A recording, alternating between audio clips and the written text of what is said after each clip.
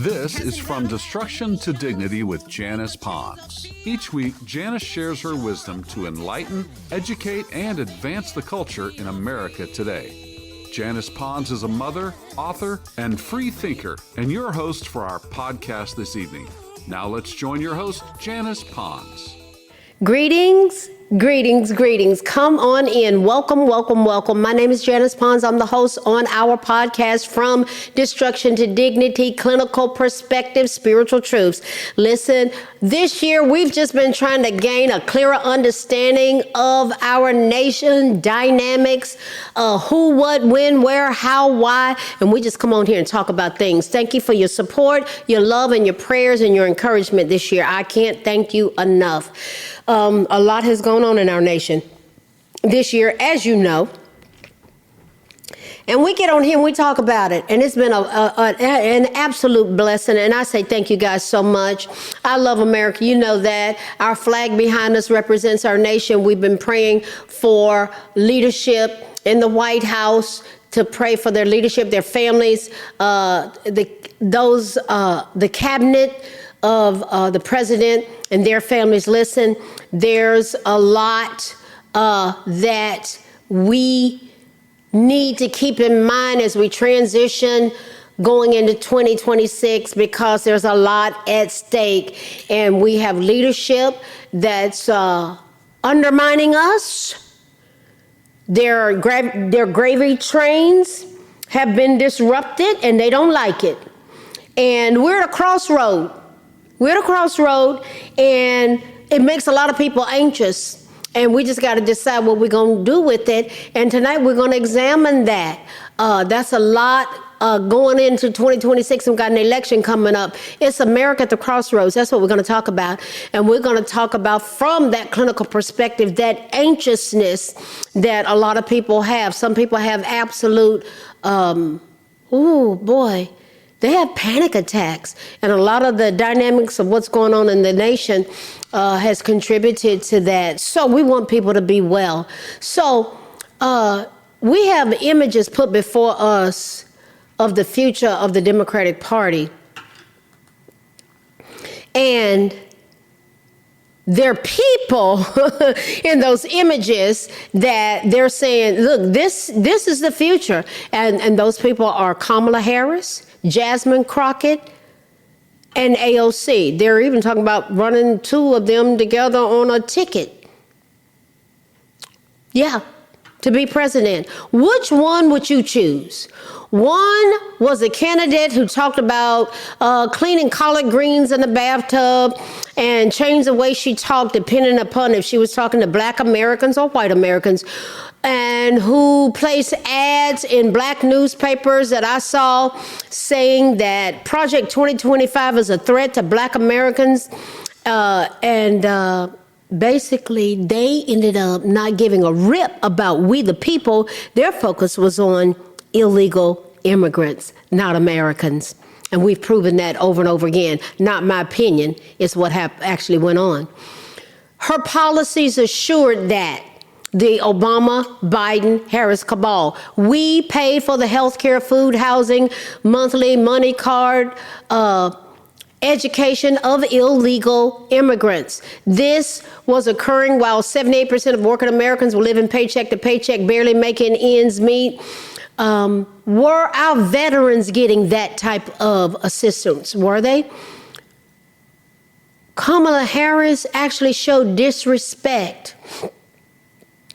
to Black Americans. You know how? She changed the way she talked when she addressed Black Americans. Talking in demeaning rhythms, jive talking to Black folks.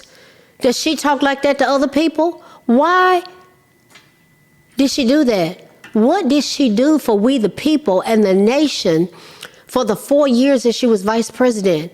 And what was promoted? Guys, they're talking about her running again. We'll see.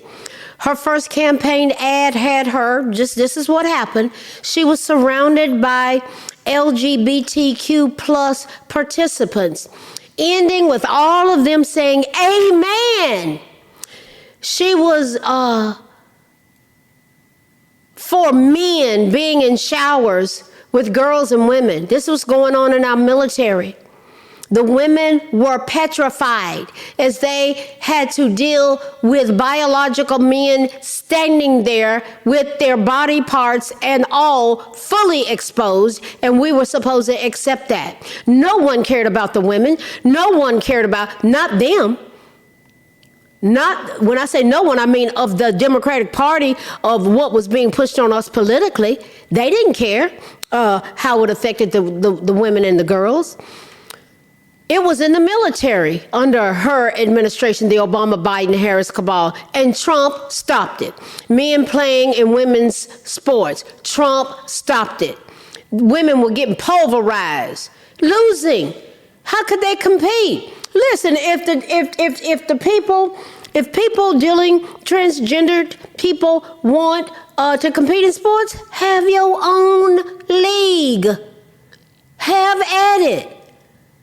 But women were losing all kind of competitions.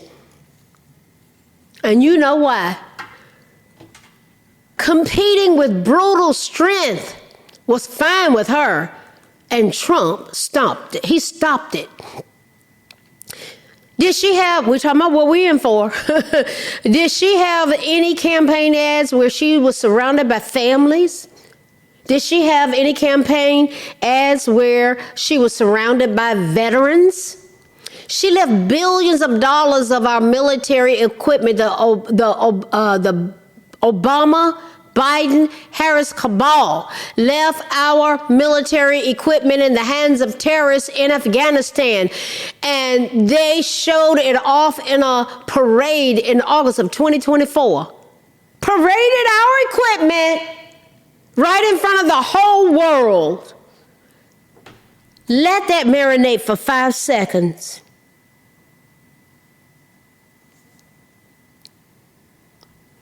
Under the Obama, Biden, Harris cabal, that administration, they were promoting the dismembering, burning, and liquefying of our tiny citizens. They even had a mobile abortion clinic truck at the DNC convention. And is God supposed to smile on that?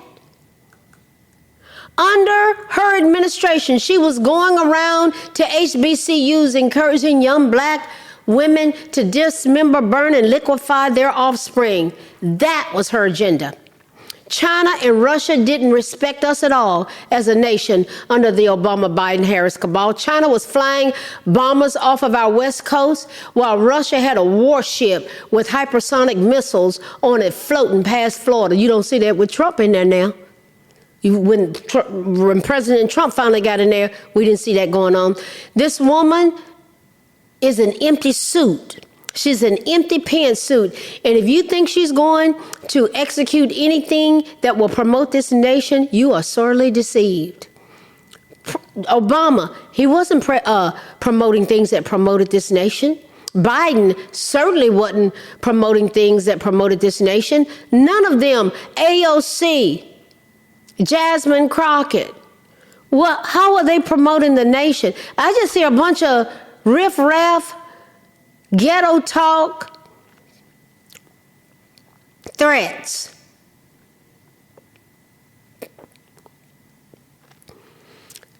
Now, why am I talking about Kamala? Because they're talking about her running again. And we need to know the dynamics that are going to unfold in 2026, and it will be on steroids after that because it'll take us right into 2028. She was enthralled with Agenda 2030 while black folk were running around here being deceived about Project 2025 that Trump had nothing to do with. He was trying to keep us safe. I personally heard him say that he didn't have anything to do with it. Obama put us under Agenda 2030 in 2015, which would have put us under the total control of the United Nations. That's the agenda they didn't want us to know about. All the mess and the state of affairs over The last 17 years is a part of the setup of Agenda 2030. That's what Trump came in and stopped. So while this woman was running around the country talking about collard greens being clean in a bathtub like it's a badge of honor, I encourage you all to wake up and spread the truth from the mountaintop. Engage people with policies. Talk about what's going on. Talk about facts and get out of emotionality. I was in a black church last year. It was deep. Everyone was given a black newspaper that had the Obamas on the front page and an explanation about Project 2025. After, during the sermon, discussion about what was said at the DNC was talked about. It was an intense encounter that day.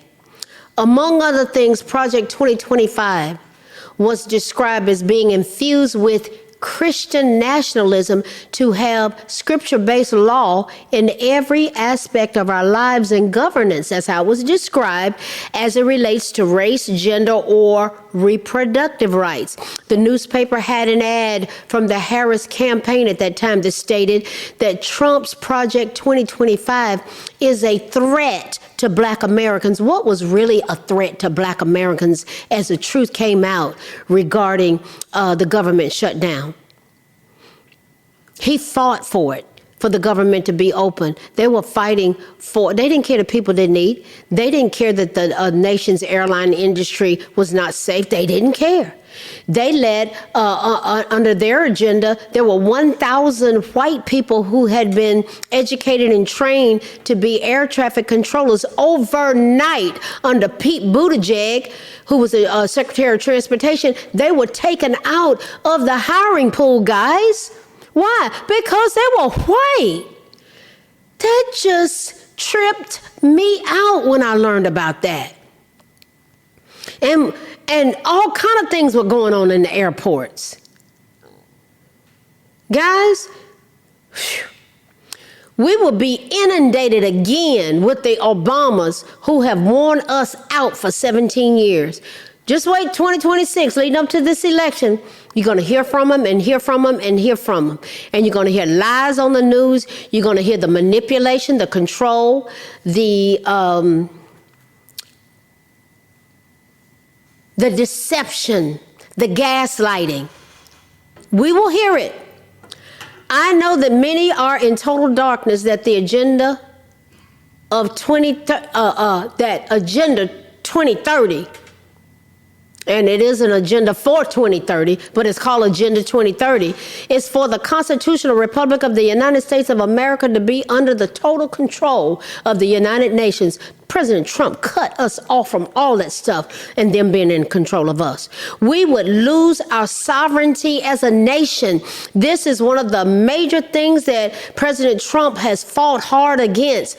This is a huge part of why he's been under such a relentless attack. He shut down their money laundering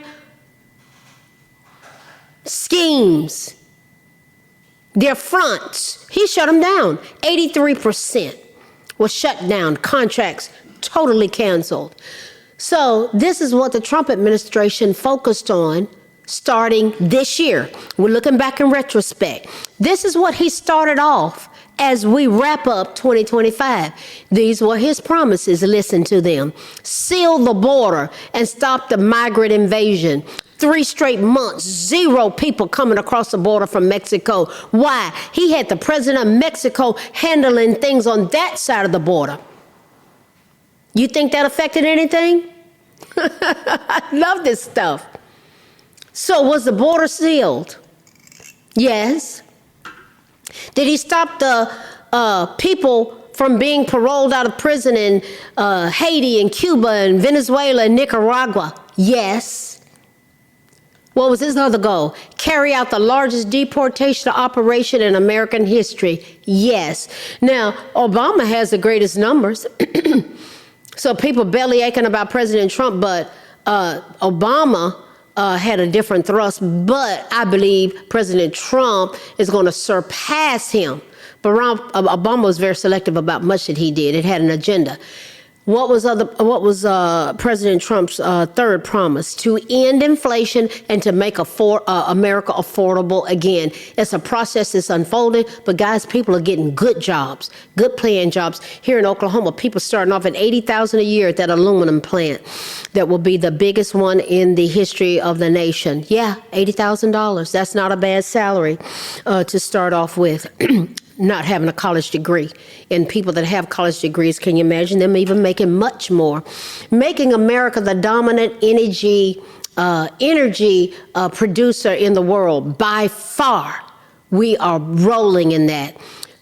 What was another promise? Stop outsourcing and turn the United States into a manufacturing superpower. He's got all these people coming in here, setting up companies, billions and trillions of dollars being invested. They don't outsource. If you outsource, you get tariffs. You get tariffs. You do it in here, do business in here, you get all kind of tax breaks. And you build companies and people have good jobs. Large tax breaks for workers. That was one of his promises. And no tax on tips, no tax on Social Security. We're grateful. What was another promise? Defend our Constitution, our Bill of Rights, and our fundamental freedoms, including freedom of speech, freedom of religion, and the right to keep and bear arms. What was another promise? Prevent World War III. This man has been involved in 8 peace treaties. 8, really 9, because the Abraham Accords. But this year, I believe it's all of them, the rest of them, the 8, happened this year that were connected to wars. Yes, that's amazing stuff. I don't know anybody who's ever done that. So he's trying to prevent World War III, restore peace in Europe and in the Middle East, and build a giant Iron Dome missile defense shield over our entire country, all made in America. And I believe we'll get it. That's what he wants. Major security there. What else was a goal and a promise that he had for this year? End the weaponization of government against the American people. Enough said. Enough said. He definitely did that. Stop the migrant crime epidemic, demolish the foreign drug cartels, crush gang violence, and lock up violent offenders. Check. Rebuild our cities, including Washington, D.C., making them clean, safe, and beautiful again. Check. Strengthen and modernize our military, making it without question the strongest and most powerful in the world. Check. Keep the U.S. dollar as the world's reserve currency. We're going to have, his goal is for us to have so much money coming in here that what he wants to do is get rid of income tax. We'll see. Whoa. Can you imagine? And that's happened before where we didn't have income tax. We'll see. He wants so much money coming in that he wants us to keep our hard-working money. Imagine that. And see, our taxpayer dollars was going towards these NGOs and these USAID money laundering fronts that were set up overseas that were paying for transition surgery for people. Guys, I don't want my money paying for that, but that's what was going on. And paying for public school education where our children were being accosted the way they were. Their poor little minds were seeing those images that were all about all things sexual and the acts that they were being taught. Lord have mercy. I wonder why our standardized test scores were decreasing over the years. What else did he do? What else have we accomplished this year? Fight for and protect Social Security and Medicare with no cuts, including no changes to the retirement age. That's what he wanted. Cancel the electric vehicle mandate and cut costly and burdensome regulations. Check. Cut federal funding for any school pushing critical race theory, radical gender ideology, and other inappropriate racial, sexual, or political content. Push pushing that on our children. He stands up for our children, and I do too. Keep men out of women's sports. Check. Deport pro-Hamas radicals. I love Palestinian people, but we want people doing things the right way. And make our college campuses safe and patriotic again, not agendas of other countries coming here perpetrating these things upon us. In terms of radicalization, we respect cultures. I have people that I love who are other cultures. They are of other cultures, but we don't want any radicalization going on here. No. And neither does President Trump and his cabinet. Secure our elections, including same-day voting, voter ID, paper ballots, and proof of citizenship. We got a ways to go on some of that. They don't want our elections going in that path. There are those that don't. Unite our country by bringing it to new and record levels of success. Guys, we've had so many successes, but they don't want to talk about it on the mainstream media. I will talk about it on my podcast. Did we accomplish any of this year? Where would Kamala, AOC, or Jasmine Crockett take us as a nation? Guys, we would falter and we would implode. They would take us on a whole different flow. As Americans, which of these platforms will sustain our nation? Which will protect us from all enemies, both foreign and domestic? Which platform will protect our children in schools? What platform allows men to go in showers with women in the military, boys in showers with girls in school? What's important to set healthy boundaries in our schools and public settings? All these dynamics have the potential to evoke anxiety. What can we do when we get overtaken with anxiety? There are a lot of people who've experienced anxiety as a result of what was perpetrated upon our country. What would happen if we learned to instantly calm our anxiety? Just our clinical perspective, just thinking out loud here. If people are dealing with anxiety, it can be difficult to keep their minds at ease. Add on the global pandemic, COVID-19. People were afraid. I almost died in 2021. I am a walking miracle. My PCP was in tears saying that I was slated to die. And I thank God that he healed me. In 3 days, I walked out of that hospital. You can't tell me that God is not real, that Jesus is not real, that Jesus is not my healer. He is who I called on to heal me. Every lobe in my lungs was filled with fluid, and I walked out of that place healed and whole. Yes, I was anxious. I was concerned. My son was concerned. When he closed that door to that ambulance, when they came and took me away, I looked at him and I said, I will be back. And in 3 days, I was back. But according to the biometrics and my lungs being full of fluid, I was supposed to die. To God be the glory, I'm still here. Thank God he healed me. He is the God who heals me. He healed me. Look, all of this stuff, these dynamics that were going on and all these dynamics in the country, and 2026 is going to be put on steroids in specific kinds of ways.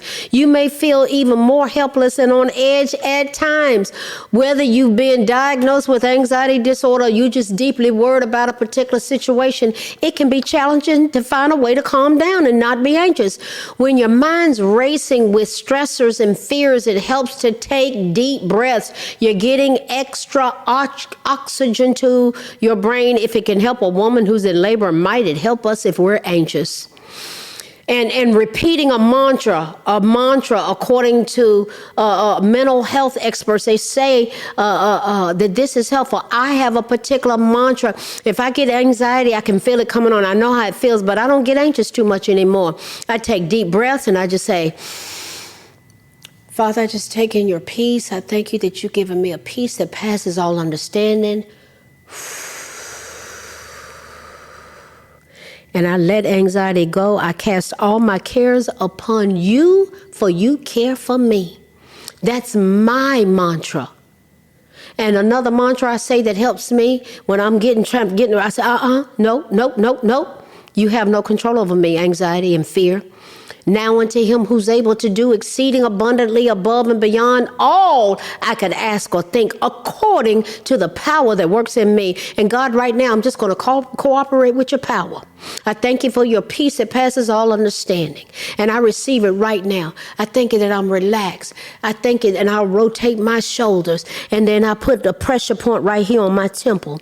And it's guys, right here in the palm of my hand. It's actually called the Palace of Anxiety. Ask massage therapists about that. Massaging that.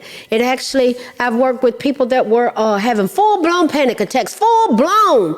Just walking them through that deep breathing and massaging the palm of their hands. They back totally out. Yeah. Breathing. Getting the mantra. Getting that palm of your hand. Old people, when you see them, they just wringing their hands. It's the body's natural way of getting rid of handling and getting rid of anxiety and stress. To stop anxious thoughts and feel more in control. There are phrases that you can do. There are things you can say. I gave you my example. Nike says, just do it. You got to do something. It's observable. It's measurable. Getting past anxiety and starting to calm that anxiety by being proactive, it can be powerful. Even if it doesn't have the perfect outcome, at least you're moving away from the anxiety of trying to figure out your next step. There's no wrong decision as long as you do something to move out of that state that you're in, like the deep breathing, the massaging your hands, talking to somebody, getting up and going walking. I've been with people that were like, I'm going to go get relapse, and I'm getting ready to go get messed up. They use another word, up. Yeah. And I said, okay, well, wait a minute. This is when I was in charge of a program, a substance abuse treatment program. I said, wait a minute. Okay. Well, you know what? You grown. You can leave if you want to. But you know how I look at addiction. It's a matter of life and death. So I'm just wondering if you're going to choose life or death. But before you leave, I'd like for you to go take a brisk walk for 15 minutes and then come back to my office and check in with me. They look at me. Why? I said, because I asked you to, and I want you to just do it. And then I want you to think that whole relapse out. Think it all the way out. Honey, they come back in 15, 20 minutes, shaking their head, say, Miss Janice, I feel like a different person. And I thought the whole relapse out. Some of those people are still clean and sober today. That God had me doing things like that when I started that 30-day program where 87% of the people were clean and sober and gainfully employed 6 months later. To God be the glory. Anxiety, people, a lot of times they relapse because they're anxious. Stop trying to find the perfect solution. What would happen if we just did that? Nothing's perfect. And what would happen if we just took movement forward? Even if it's an imperfect step forward, but we're moving forward, giving ourselves a reality check, reminding ourselves that although anxiety is unpleasant, we're in no physical danger. We can be overwhelmed, but we're not in physical danger when our emotions actually can be taken over. We are not being harmed. When anxiety could be trying to take over, we feel what we feel is uncomfortable, but we're not in any physical danger. What I found is that in a moment of anxiety, especially with panic disorders, people feel like they're not going to survive it. But it's not true. It's not fun, but it's not dangerous. There are things that people can say and do that can help anxiety in a tremendously. What about gratitude? What would happen as we close this year out if we would just had gratitude? Taking a moment to appreciate our good health, our family, our stable jobs, our pursuit of a job. Our brain, it can't experience stress and gratitude at the same time, guys. So it's an effective way to change our mindset.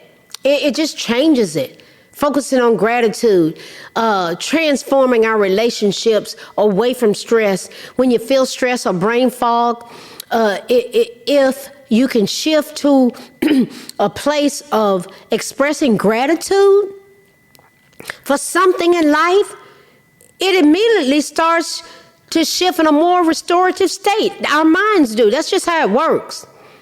It just does, guys. It really does.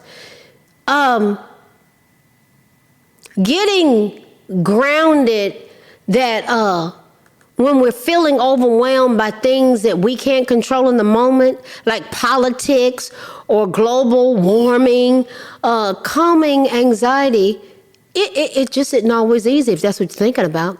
Except that bad things can happen, and you give yourself permission, just permission, to say, you know what? I simply cannot control everything. I can't control it all. And it's just going, okay, that earthquake happened over there. I'm going to hit the delete button because I can't control it.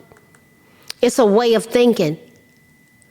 When you're feeling completely overwhelmed, I have felt overwhelmed. It does not grab me like it used to. I've learned to master it. Yeah. Reminding yourself, I had to learn to master this. To remind myself that anxiety is fleeting. It's actually reminding myself of that. It was a method for learning how to calm it. You know, wait a minute. Whoa. This is fleeting. This is not going to last forever. Greater are you, O Lord, who's in me than he that is in the world. I am more than a conqueror in Christ.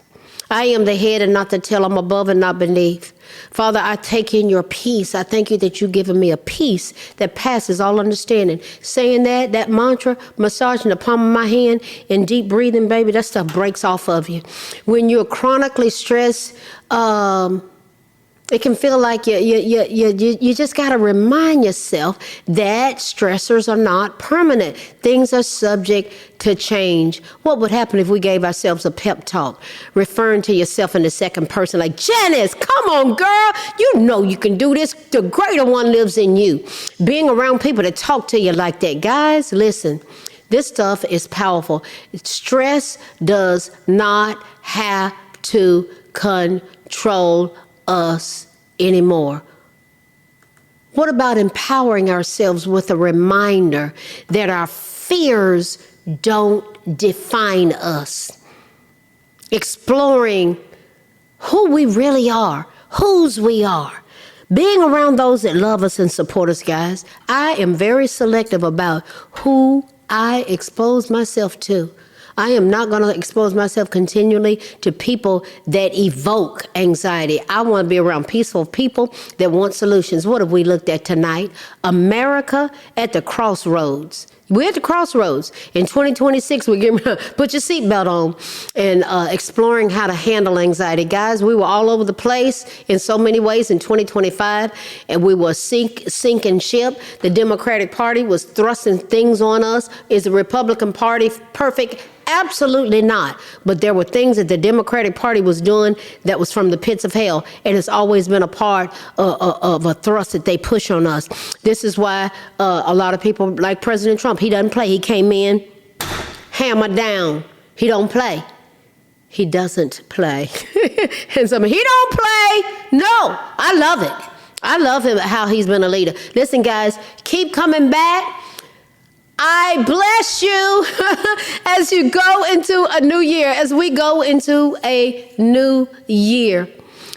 2025 has been amazing. I can't thank you enough for your support, your prayers, your love. I pray for you guys all the time, your grandchildren, your children, our posterity. America's a great place to be. This is our home. We're one nation under God, indivisible. The enemy's tried his best to divide us. But I say we're indivisible with liberty and justice for all. As we go from destruction to dignity, we're going to keep pursuing these pathways because I believe that the best is yet to come. God bless you guys. I'll see you next time.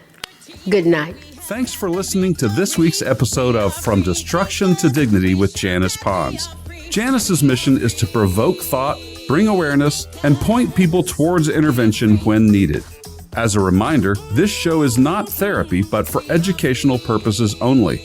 For more information, check out JanicePons.com or follow her on social media.